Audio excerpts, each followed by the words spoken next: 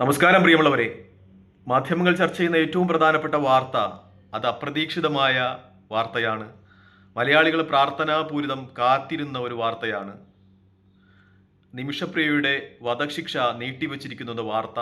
ചില മാധ്യമങ്ങൾ, പ്രത്യേകിച്ച് മീഡിയ വണ്ണൊക്കെ ആ വധശിക്ഷ മരവിപ്പിച്ചു എന്ന രീതിയിൽ തന്നെ വാർത്തകൾ സംപ്രേഷണം ചെയ്യുന്നുണ്ട്. പ്രത്യേകിച്ചും കാന്തപുരം അബൂബക്കർ മുസ്ലിയാരുടെ ക്രിയാത്മകമായ ഇടപെടലുകൾ, ചാണ്ടി ഉമ്മന്റെ അഭ്യർത്ഥന തുടർന്ന് അദ്ദേഹത്തിന്റെ ഇടപെടലുകളാണ് ഈ തരത്തിലുള്ള ഒരു വലിയ രീതിയിലുള്ള ഒരു അപ്രതീക്ഷിതമായ ഒരു തീരുമാനത്തിലേക്ക് യമനി അധികൃതരെയും ഒപ്പം കൊല ചെയ്യപ്പെട്ട തലാലിന്റെ കുടുംബത്തെയും എത്തിച്ചെന്ന രീതിയിലുള്ള വാർത്തകൾ പുറത്തു വരികയാണ്. എന്തായാലും രണ്ടുപേരും അഭിനന്ദനം അറിയിക്കുന്നു. ചാണ്ടി ഉമ്മനും ഒപ്പം ഏറ്റവും കൂടുതൽ അഭിനന്ദനം അറിയിക്കുന്നത് പ്രത്യേകിച്ചും കാന്തപുരം അബൂബക്കർ മുസ്ലിയാരാണ്. ഈ മതവും രാഷ്ട്രീയവും ഒക്കെ മനുഷ്യത്വപരമായി ഈ കഷ്ടപ്പെടുന്ന ആളുകളുടെ കണ്ണുനീരൊപ്പുമ്പോഴാണ് അത് മഹത്തരമാകുന്നത്. അങ്ങനെ ഉമ്മൻചാണ്ടിയുടെ മകൻ ചാണ്ടി ഉമ്മനും അബൂബക്കർ മുസ്ലിയാരും മഹാത്മാരാണെന്ന് നമുക്ക് വിശ്വസിപ്പിക്കാൻ പറ്റുന്ന ഒരു സ്ഥിതിവിശേഷത്തിലേക്ക് തന്നെയാണ് കാര്യങ്ങളൊക്കെ കടന്നു പോകുന്നത്. പ്രത്യേകിച്ചും ചാണ്ടി ഉമ്മനെ പറ്റി അറിയാവുന്ന ആൾക്കാർക്ക് അറിയാം. അദ്ദേഹത്തിന്റെ തിരുവനന്തപുരത്തുള്ള വീട് അദ്ദേഹത്തിന്റെ പിതാവ് ജീവിച്ചിരുന്നപ്പോൾ സന്ദർശിച്ചിട്ടുള്ള ആളുകൾക്കൊക്കെ അറിയാം. ഞാൻ മിക്കപ്പോഴും ആ വീട്ടിൽ പോയിട്ടുള്ളതാണ്.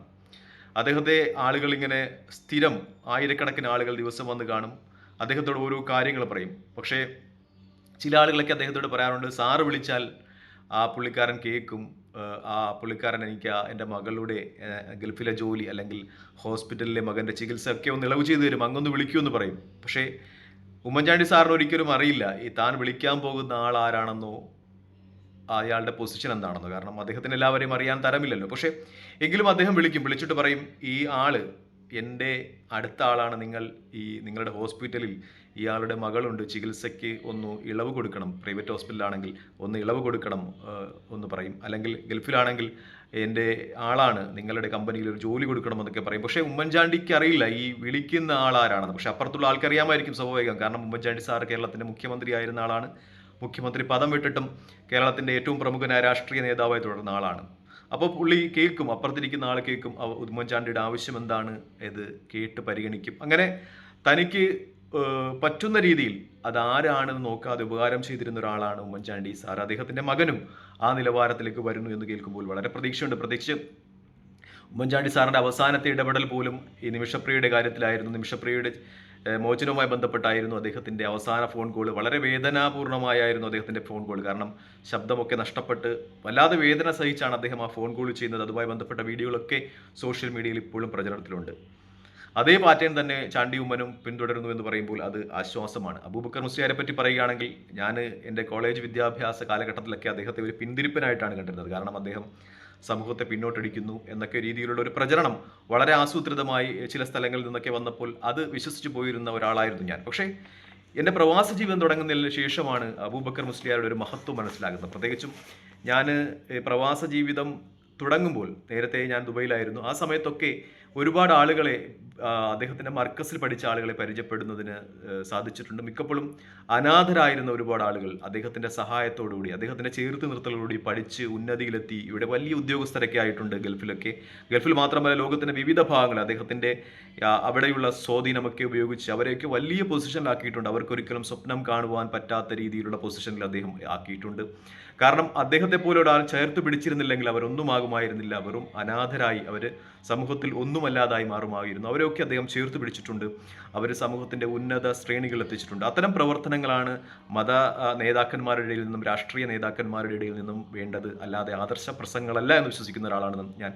അതുകൊണ്ട് തന്നെ അന്നു മുതൽ ഞാൻ അബൂബക്കർ മുസ്ലിയാരെ ഇഷ്ടപ്പെട്ടു തുടങ്ങി. മാത്രമല്ല, അദ്ദേഹത്തെ കുറിച്ച് പഠിക്കുമ്പോൾ ഗുജറാത്തിലും അതുപോലെയുള്ള രാജ്യത്തിൻ്റെ വിവിധ ഭാഗങ്ങളിൽ കലാപത്തിൻ്റെ ഇരയായ ആളുകളെയൊക്കെ അദ്ദേഹം മർക്കസിലും ഒപ്പം അദ്ദേഹത്തിൻ്റെ നോളജ് സിറ്റിയിലും ഒക്കെ കൊണ്ടുവന്ന് പഠിപ്പിച്ചിട്ടുണ്ട് എന്ന് എനിക്കറിയാൻ കഴിഞ്ഞു. ഞാൻ അതുമായി ബന്ധപ്പെട്ട ഒരുപാട് ആളുകളെയൊക്കെ കണ്ടിട്ടുണ്ട്. അങ്ങനെ അദ്ദേഹത്തോടുള്ള ഇഷ്ടവും സ്നേഹവും ഒക്കെ കൂടി വന്നു എന്നാണ് ഏറ്റവും പ്രധാനപ്പെട്ട യാഥാർത്ഥ്യം. ഇപ്പോൾ ഞാൻ അദ്ദേഹത്തിൻ്റെ സംഘടനയിലൊന്നും പ്രവർത്തിക്കുന്നില്ല, അദ്ദേഹത്തിൻ്റെ ഒരു ബഹുമാനപൂർവ്വം കാണുന്നു, ഒപ്പം ചാണ്ടി ഉമ്മനെയും ഉമ്മൻചാണ്ടിയും ഒക്കെ എന്നത് ഏറ്റവും പ്രധാനപ്പെട്ട കാര്യമാണ്. എന്തായാലും നിമിഷപ്രിയയുടെ വാർത്ത അത് ആശ്വാസം പകരുന്നതാണ്. പ്രത്യേകിച്ചും നിമിഷപ്രിയെ കുറ്റം ചെയ്തിട്ടില്ല എന്നൊന്നും ഞാൻ വിശ്വസിക്കുന്നില്ല. കാരണം ഒരു സാഹചര്യങ്ങളുടെ സമ്മർദ്ദം കൊണ്ട് ചെയ്തു പോയിട്ടുണ്ടാകും. യമനെ പോലെയുള്ള ഒരു പ്രത്യേക സാഹചര്യമുള്ള രാജ്യത്ത് തലാല് ഒരുപക്ഷെ അവരെ കുടുക്കിയിട്ടുണ്ടാകും. അപ്പോൾ അവിടെ നിന്ന് രക്ഷപ്പെടുവാൻ വേണ്ടി അവർ ചെയ്തിട്ടുണ്ടാകും. പക്ഷേ അവർ അതിൻ്റെ എല്ലാ ശിക്ഷയും അനുഭവിച്ചു കഴിഞ്ഞു. ഈ ഇത്രയും നാൾ ജയിലിലൊക്കെ കിടന്ന്, പ്രത്യേകിച്ചും മരണം മുന്നിൽ കണ്ടുകൊണ്ടുള്ള ഓരോ നിമിഷവും അത് ഭയാനകമാണ്, അത് പറഞ്ഞറിയിക്കാൻ പറ്റാത്തതാണ്.